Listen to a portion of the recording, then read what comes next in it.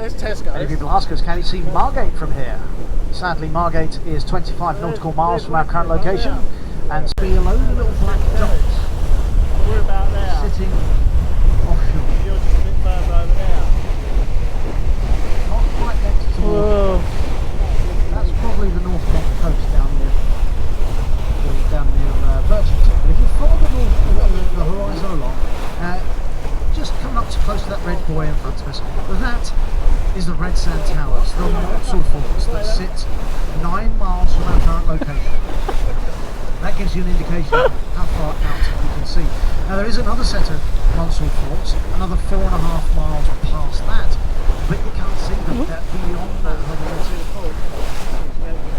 So it's about 9 nautical miles. Whoa.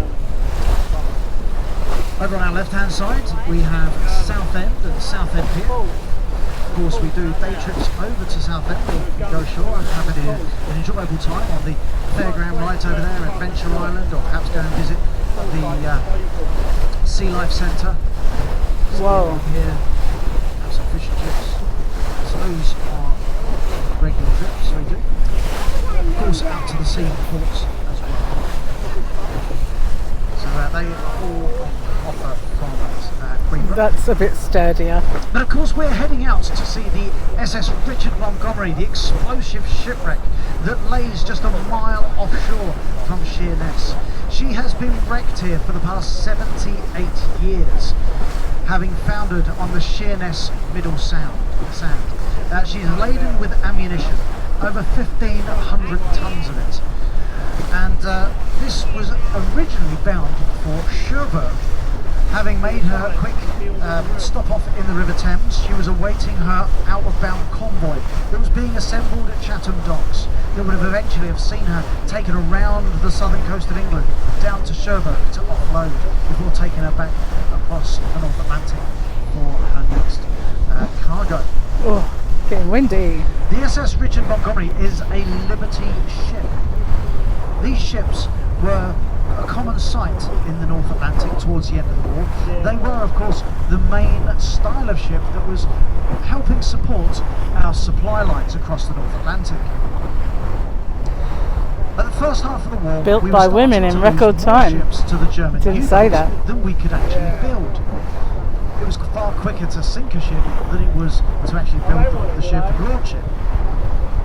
And this set about making modifications to the ships and shipyards. Although Liberty ships were British in conception, the Americans took the design and mass-produced them on an unprecedented scale. Over 2,700 of these ships were constructed in various yards around the US coast. And because of these technological advances in shipbuilding, these ships were one of the quickest ships ever built.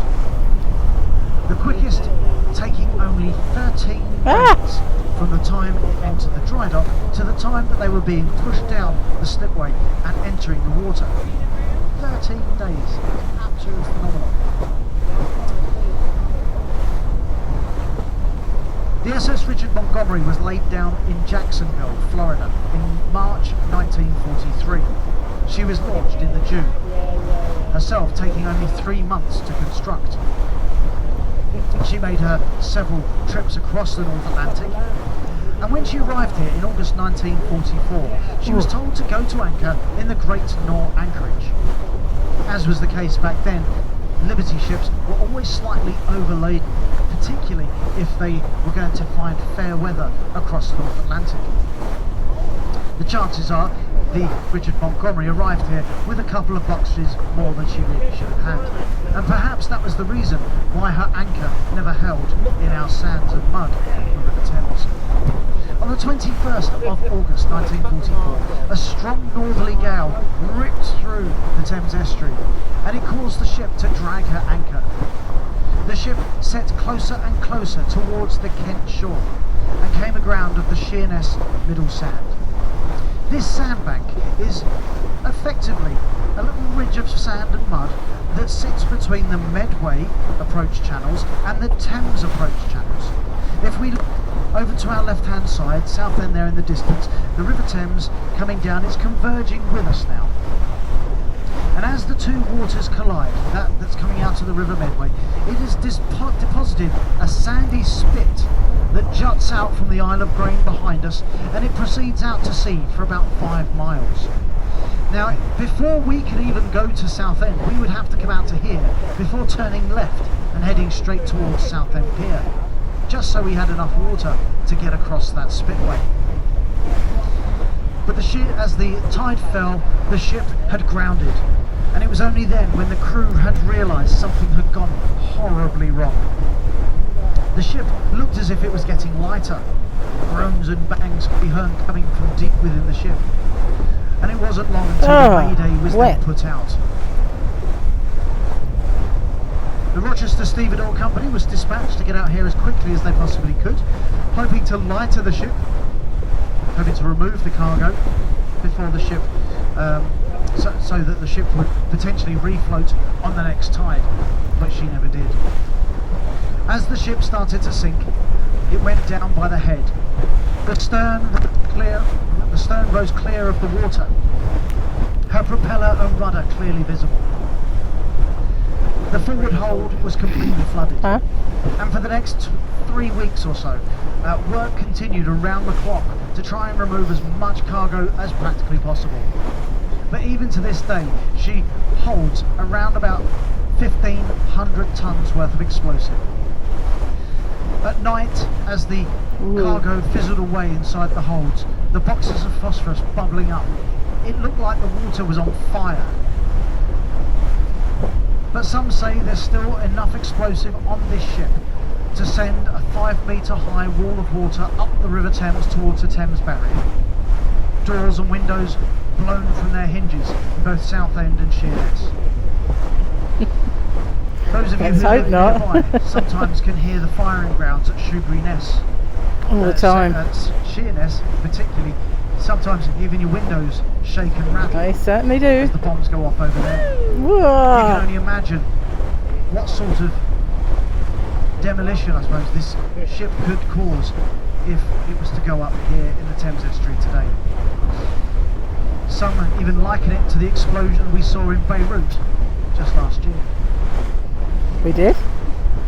And that's why Must the have missed Ministry of that Defence news. keep a very close eye on this shipwreck. Not only do they guard it with long-range CCTV and radar, they have carefully placed out an exclusion zone, marking it out with red and yellow buoys. No ship is allowed or permitted to get within a quarter of a mile of the wreck, and that includes ourselves. We're going to be remaining outside of that exclusion zone today. Opening up in front of us, you'll see a line of green and red buoys. The green on the left-hand side, the red on the right. And this is the deep water navigational route of the River Medway. This is how close ships get to one of the most deadly shipwrecks around the UK coastline. Ships going up to the LNG terminals carrying liquid natural gas, perhaps even aviation fuel going up to the BP oil refineries on the Isle of Grain. They pass within a half a mile of this wreck. Some of these ships 4 or 5 times the size of the ship wreck itself. In fact, 4 or 5 times the depth as well. At the moment we're in 14 metres of water, that dredge channel, staying north of the buoy and to our right, as indicated by the 2 black triangles pointing upwards. Everywhere south of this buoy is shallow water, opening up towards the Kent, shallow patch of ground that stretches ashore towards Sheerness. So you can see how close this shipwreck came to running aground on the beaches of Sheerness. So as I mentioned before, it was a strong northerly gale. The bow of the ship holding at anchor. So the front of the ship points towards Essex, the stern of the ship towards Kent. And as we approach the wreck, we're approaching it from the south. We're going to be passing up the east side, round the north part of the wreck, back round towards the west. Going round it in an anti-clockwise fashion.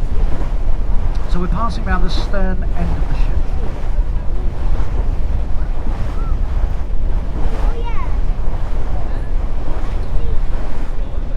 Every year the Ministry of Defence are out here surveying the wreck. It's one of the most Wow. surveyed shipwrecks of all time. Sorry. By comparing their surveys year on year, they're able to see how this ship is deteriorating. They've managed to side scan sonar the ship, meaning they know exactly every square inch of which steel plate is down there. Although the ship is leaning over to starboard, she's leaning slightly on her right hand side. The scouring effect as the tide regularly ebbs and flows around the ship has eaten away the sandbank, which has left the ship with a starboard list. They're saying now that this ship is starting to deteriorate quicker than ever. And these masts are thought to be the next threat. The corrosion of the last 78 years of the tide and the wind and the waves are eating away at the steel. And it's thought that these masts could come toppling down any day soon. And that is why they are expecting to take them off. We have been told June. So this could be, ladies and gentlemen, you're the last time that you could be seeing these masts standing above the water. If these masts come off in June, all you're going to be able to see after that will be a puddle of water, surrounded by the exclusion zone.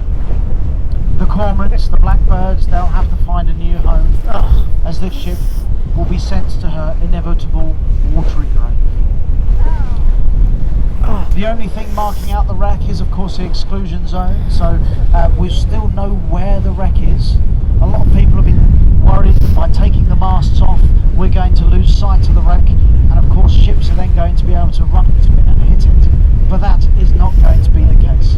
The masts are not lit with any navigational beacons, so at night it's very difficult to see the wreck, and it's been like that ever since she went down.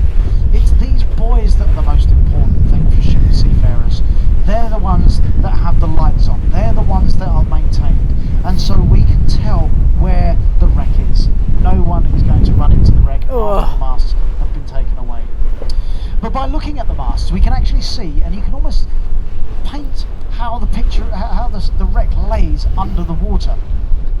So when the ship was fully intact, these masts, you see these cross braces, almost like the T pieces, the flat plates that run across the masts, the horizontal bits if you will. These are at the same height above the deck. Okay, so if you took a tape measure from the top of those T pieces, measured down to the deck, they would all be at the same datum. By doing that, you can imagine this imaginary line going through that central mast, down towards the forward mast, and you can see by using that horizon that it's going down into the deeper waters of the River Thames. It's down on the Thames side of the sandbank. Gonna fall over in a We're minute. now passing over the top of the sandbank now. The depth has reduced down to just 4 metres below our keel. As we come close to the head of the wreck, it starts to deepen off again, and I'll try and keep you appraised of that scenario. But the stern mast, notice that it's not leaning towards Essex like the other two are, it's actually leaning backwards, back towards the Kent shore. By looking at that lean, you can see that the wreck, the stern, is going down the Medway side into the deeper waters of the River Medway. So the ship almost made it back. But that wasn't before the ship broke in half. So she is laying in 2 pieces.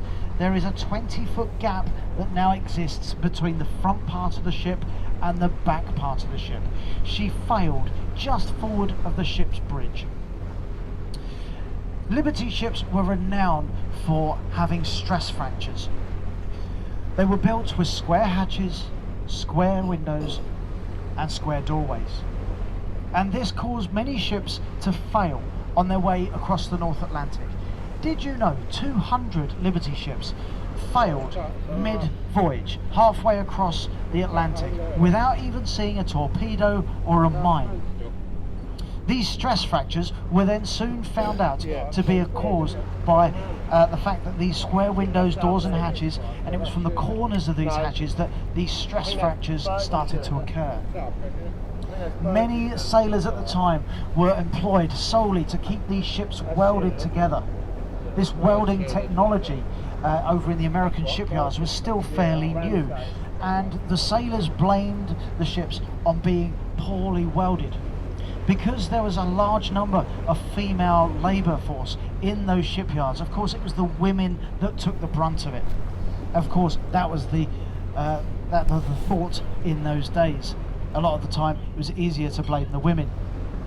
And it Still set is. about a Still change is. in shipbuilding around the world, and that change can still be seen today. Firstly, by using the vessel that we're on today as an example. Believe it or not, this vessel has some of those modifications that Liberty ships never had. Look at the doors and windows, particularly the windows. You'll see that in every corner of all of our windows, we have a radiused edge. This sort of it looks like a half a circle round the edge of each window. And that is so that stress fractures don't develop from the corners of these hatches, windows and doors. It was a modification that then was employed into many of the later Liberty ships, but it didn't solve the problems.